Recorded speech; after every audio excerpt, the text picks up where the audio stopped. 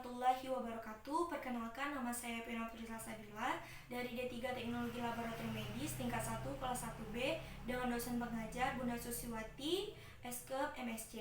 Di sini saya akan membahas tentang sistem pencernaan makanan manusia, di mana sistem pencernaan manusia yaitu sistem kompleks pengolahan makanan dari molekul besar ke molekul kecil agar mudah diterima oleh tubuh. Di sini saya anatominya yaitu mulut, kerongkongan, lambung, usus halus, usus besar, dan anus. Di mulut terjadi dua proses pencernaan makanan. Yang pertama yaitu proses pencernaan kimiawi, di mana gigi akan mengunyah makanan dari molekul besar ke molekul kecil agar mudah dicerna oleh tubuh.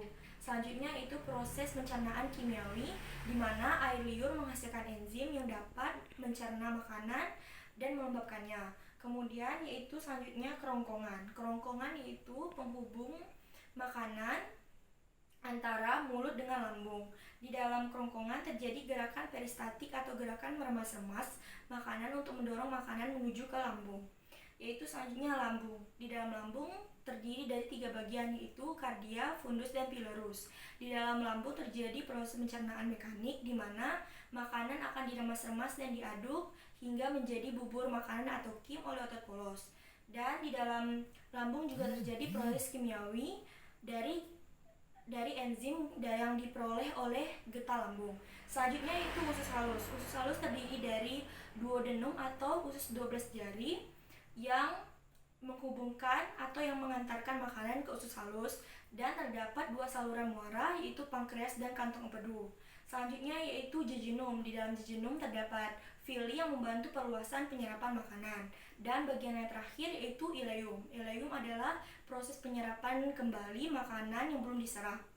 Dengan gerakan peristaltik akan menuju ke anus. Di dalam menuju usus besar. Di dalam usus besar, makanan akan membusuk dengan bantuan bakteri E. coli dan akan diteruskan ke kantung rektum, kemudian akan dikeluarkan melalui anus. Cara kerja sistem pencernaan makanan. Pada saat makanan dimakan melalui mulut akan terjadi proses pencernaan mekanik, yaitu pencernaan pada saat mengunyah dan pencernaan kimiawinya pada saat air liur yang dapat memecah makanan dan melembabkannya. Kemudian melewati kerongkongan, selanjutnya lambung. Di lambung terjadi meremas-remas makanan dan diaduk, kemudian terjadi proses kimiawinya, yaitu adanya enzim pepsin yang akan mengubah protein menjadi pepton, adanya HCl untuk membunuh kuman, adanya lipase yang mengubah lemak menjadi asam lemak. Selanjutnya usus halus. Di usus halus yaitu terjadi proses penyerapan kembali atau proses banyaknya penyerapan nutrisi sehingga dapat dihantarkan ke usus besar yang akan membusukkan makanan, kemudian akan menjadikannya limbah dan dikeluarkan melalui anus. Selanjutnya saya akan menjelaskan tentang sistem kardiovaskuler. Sistem kardiovaskuler yaitu sistem yang berkaitan dengan jantung, di mana jantung sendiri berfungsi untuk memompa darah. Jantung terdiri dari bilik kiri, bilik kanan, atrium kanan, dan atrium kiri. Di dalam jantung terdapat 2 pembuluh darah, yaitu pembuluh darah vena yaitu pembuluh darah balik yang miskin akan oksigen, sedangkan pembuluh arteri merupakan pembuluh darah yang kaya akan oksigen dan mengedarkannya ke seluruh tubuh. Cara kerja dari sistem kardiovaskuler yaitu dari atrium kanan ke bilik kanan, kemudian melalui arteri pulmonalis ke paru-paru, menuju jantung melalui pembuluh darah vena. Kemudian dari atrium kiri ke bilik kiri, kemudian ke seluruh tubuh melalui arteri pulmonalis. Selanjutnya itu saya akan menjelaskan tentang sistem panca indera. Sistem panca indera yaitu yang pertama adalah indera penglihatan, yaitu mata, di mana fungsi mata untuk melihat atau sebagai indera penglihatan. Bagian mata terbagi menjadi 2, ada bagian mata luar dan bagian mata dalam. Di bagian mata luar yaitu alis, kelopak mata, dan bulu mata yang berfungsi untuk melindungi bagian mata dalam. Yang kedua yaitu bagian mata luar. Bagian mata dalam. Bagian mata dalam itu terdiri dari sklera, koroid, iris, lensa, pupil, kornea, ada retina, ada bintik buta, dan saraf optik. Kornea berfungsi untuk menangkap cahaya dari sumber cahaya dan meneruskannya ke retina. Iris yaitu berada di tengah-tengah mata dan berada di belakang kornea. Kemudian pupil berfungsi untuk mengatur banyaknya cahaya yang masuk ke mata. Setelah itu, lensa mata berfungsi untuk memfokuskan dan meneruskannya ke retina. Di dalam retina, cahaya tersebut akan ditangkap dan diteruskan ke saraf optik.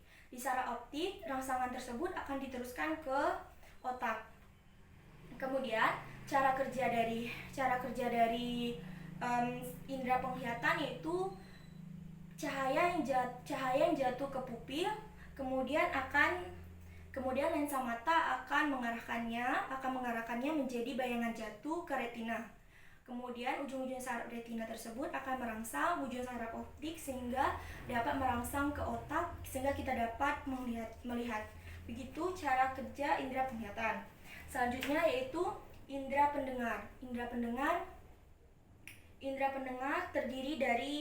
pendengar itu telinga. Terdiri dari ada daun telinga, ada koklea, saluran esesius, ada tulang pendengaran, dan ada membran Tevani.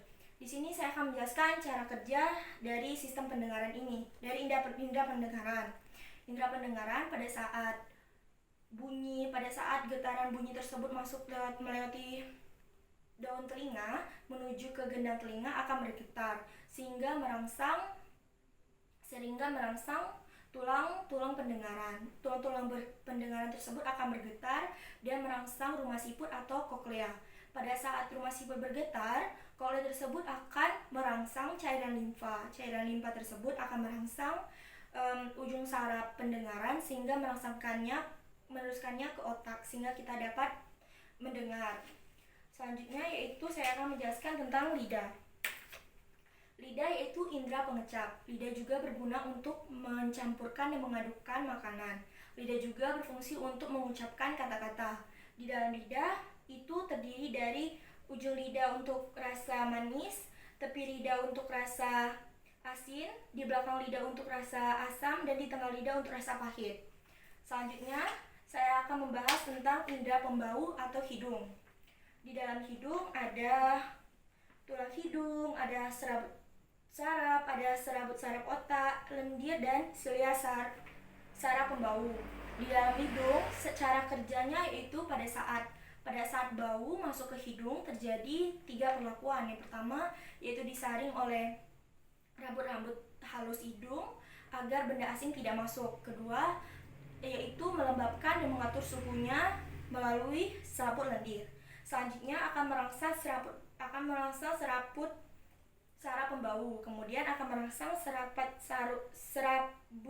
saraf ke otak, dan kita dapat mencium bau-bau yang ada di luar lingkungan.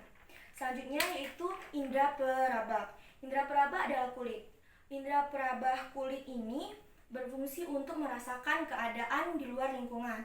Bagaimana kulit ini sendiri berfungsi untuk merasakan kulit sendiri dari rangsangan dari luar akan menuju ke ujung saraf-saraf peraba dalam kulit sehingga kita bisa merasakan rasa sakit, rasa panas, dingin, dan nyeri. Kulit juga, ujung-ujung saraf peraba juga terdapat di organ dalam seperti usus halus sehingga kita dapat merasakan rasa sakit dan rasa nyeri. Oke, sekian dari saya. Wassalamualaikum warahmatullahi wabarakatuh.